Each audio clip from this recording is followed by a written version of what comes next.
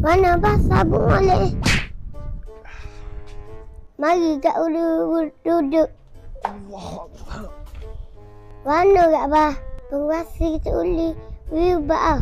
Ubat gapo buluk munyo. Abah kereta nak tarik. Yo loh. Tahu gapo.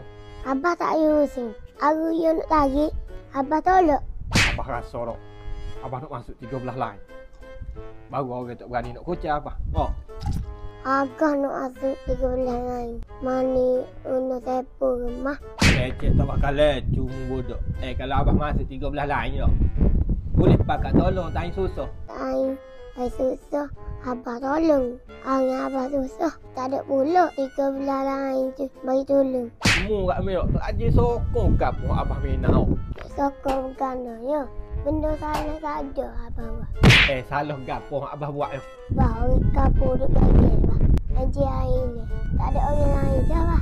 Ripin tu kalau enjak air lek kat ripin lah.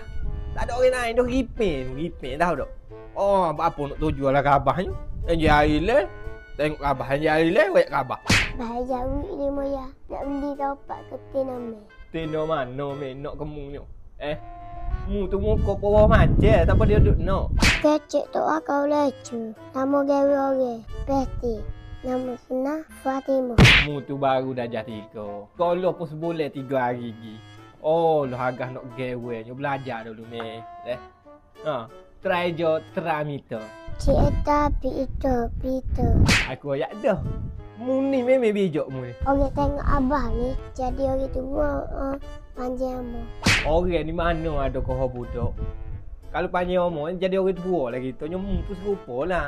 Bah jadi dah. Wapak 25 jeka. Jadilah me. Oh, set deki sedap-sedap belakang. Oh, set jengko 21 sampai jengko 25 pakak kena tobik pada malam 24 dengan 25. 25 malam dekinya.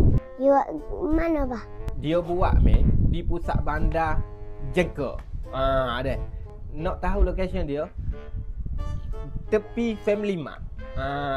Cawangan terbaru kedai emas Sri Semata di bandar pusat Jengko. Abah dekat gitu boleh pergi jauh pun. Orang ajak pergi saja. Tapi rumah tu jatuh pun si macam. Padahal tak sakit pun. Ya sakit sungguh kali. Masa orang tua tak daya. Balik sabun hidup-hidup. Ya tahu ada kubur. Halo, Assalamualaikum Tok Emil. Yo, nak pergi dah ni. Pergi gitu itu.